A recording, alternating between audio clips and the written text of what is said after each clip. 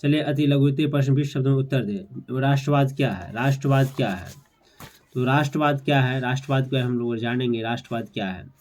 राष्ट्रवाद एक ऐसी परिकल्पना है, राष्ट्रवाद एक ऐसी परिकल्पना है जिसमें किसी भी छोर में अहम, जिसे किसी भी छोर में अहम, किसी छोर में अहम योगदान होती है, योगदान होती है, योगदान होती है, योगदान होती है, अर्थात किसी भी देश का विकास करना ही राष्ट्रवाद कहलाता है। मतलब देश के प्रति प्रेम जो है वो राष्ट्रवाद कहलाता है। जैसे कि हम लोग के अपने देश के प्रति जो भी प्रेम उत्पन्न हो राष्ट्रवाद कहलाता है। जैसे कि मान के चलिए भारत पाकिस्तान युद्ध होता है तो हम लोग क्या चाहते हैं कि हमारा भारत जीत जाए, तो ये क्या हुआ? राष्ट्रवाद कहलाया।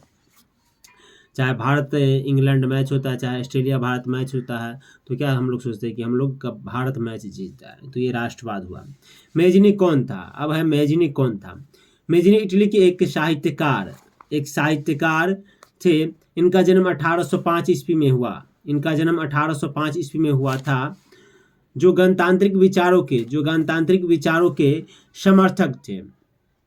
करा मेजनी कौन था? तो मेजनी इटली के एक साहित्यकार थे। इनका जन्म 1805 ईस्वी में हुआ था। इनका जन्म जो हुआ 1805 ईस्वी में हुआ था।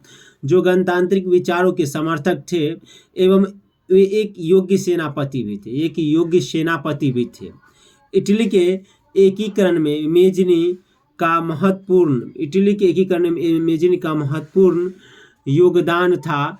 मेजनी के पास व्यवहारिक गुण बहुत कम और आदर्शवादी गुण ज़्यादा था। आदर्शवादी गुण मतलब क्या होता है? अपने बहुत बड़ा सोच, अपने देश के प्रति सोच, वही आदर्शवादी गुण ज़्यादा था। चलिए अगला क्वेश्चन। जर्मनी के एकीकरण की बाधा क्या क्या थी? जर्मनी के एकीकरण की बाधा क्या क्या थी? जर्मनी के एकीकरण के निम्नलिखित बाधाएं थी। जर्मनी के एकीकरण के निम्नलिखित बाधाएं थी। पहला है लोगों में देश के प्रति भावना का कमी था।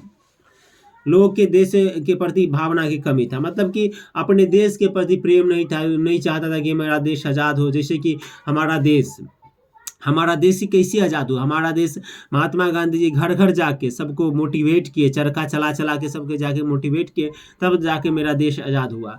तो उसी वही प्रकार का आता है, लोगों में देश के प्रति भावना का कमी था। लोगों में देश के प्रति भावना का कमी था। जर्मनी का लगभग 300 छोटे बड़े राज्य थे। जर्मनी का लगभग 300 छोटे बड़े राज्य अलग अलग थे। मतलब जर्मनी का जो राज्य था 300 छोटे बड़े राज्य, सब अलग अलग पार्ट में बटा हुआ था। इसीलिए एकता की भावना भी नहीं था।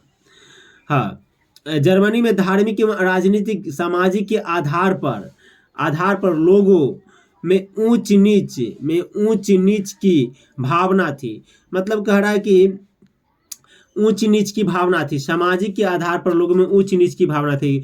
वो उस कास्ट का है, वो उस कास्ट का है, तो वो ये ऊंच नीच की भावना थी।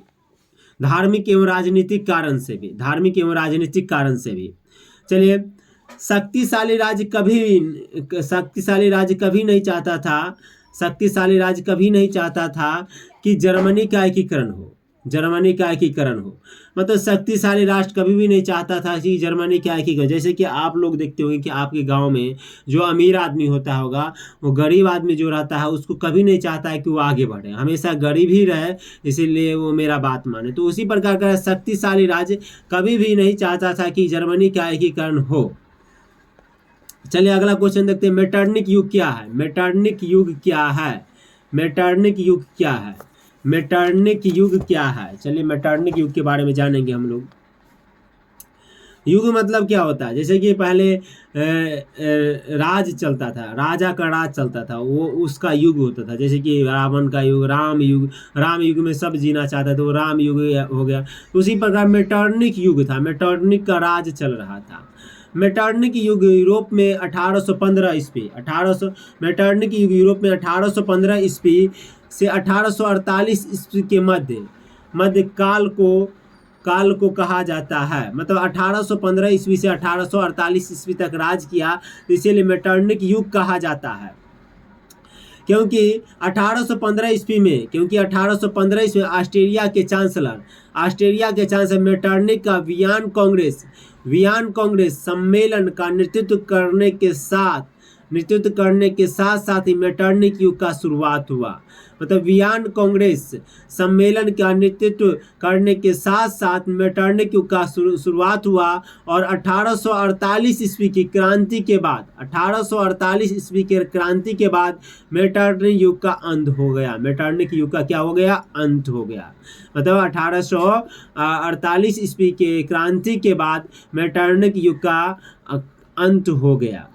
तो कह रहा है कि 1815 से 1848 ईस्वी तक मध्य काल को कहा जाता है, मतलब मेटरनिक युग कहा जाता है, क्योंकि 1815 ईस्वी में ऑस्ट्रेलिया के चांसलर मेटरनिक का वियन कांग्रेस सम्मेलन का नेतृत्व करने के लिए साथ साथ मेटरनिक युग का शुरुआत हुआ और 1848 ईस्वी में इस क्रांति के बाद मेटरनिक युग का अंत हो गया। चलिए, हो गया ये सॉल्व।